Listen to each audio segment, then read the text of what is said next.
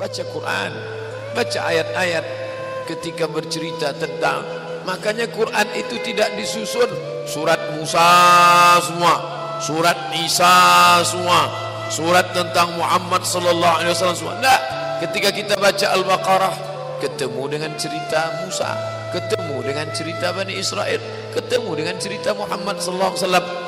Baca Quran satu halaman 1000 makna terkandung di dalamnya. Kata Syekh Abdullah Darras, dia seperti permata yang memiliki banyak aspek sisi cahaya. Baca dari aspek kesehatan, ketemu. Baca dari aspek akidah, jumpa. Baca dari aspek akhlak, dapat. Baca dari aspek tazkiyatun nafs, pensucian jiwa, nampak. Bercalah dia berulang-ulang bahwa sibuk mengkaji nun mati berjumpa dengan qaf, membahas tentang ifa'un nabilaun qalqalah, bagus, tapi berhenti sibuk pada bunyi saja. Ada yang lebih utama daripada itu. Apa? Hudan. Bagaimana Al-Quran menjadi hidayah. Ketika hati susah dibaca, datang ketenangan. Ketika dunia tampak sempit dibaca, datang kelapangan. Jangankan membacanya, jangankan membukanya, mendengarnya baik-baik. Wa idza quri'al Qur'an, kalau Quran dibacakan, fastami'u lahu, dengar baik-baik. Wa ansitu, diam, la'allakum turhamun, turunlah rahmat, turun ketenangan ke dalam hati.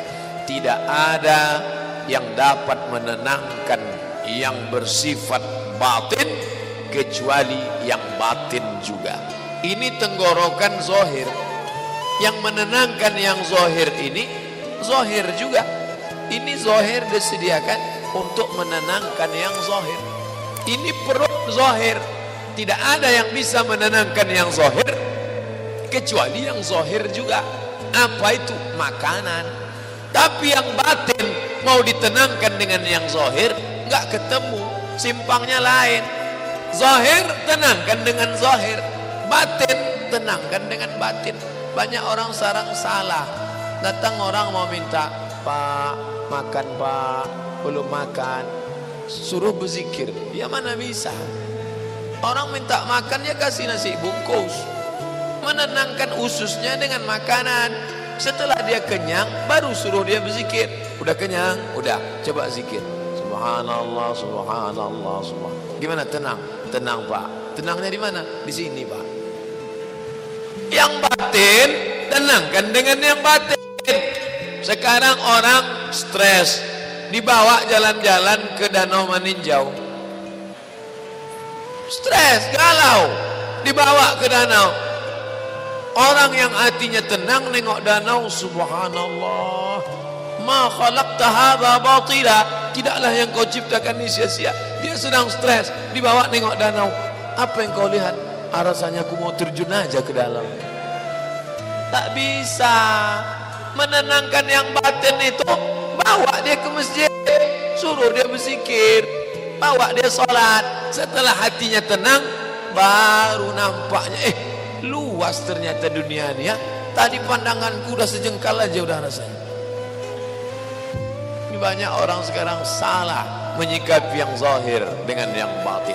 Bapak Ibu yang dimuliakan Allah Subhanahu wa taala, beruntungnya bapak-bapak yang punya anak-anak yang sudah menenangkan diri dari sejak muda belia. Bertuahnya pula anak-anak yang punya bapak ibu yang menenangkan dia dengan kalimah-kalimah tauhid, dengan tasbih, tahmid dan takbir, dengan membawa dia ke masjid, kembali kepada jalan Allah Subhanahu wa taala. Kalau makin banyak ngaji, hati makin tenang, lanjutkan. Kalau makin banyak baca Quran, hati tenang, teruskan. Kalau sudah belajar dengan guru, hati menjadi baik, teruskan.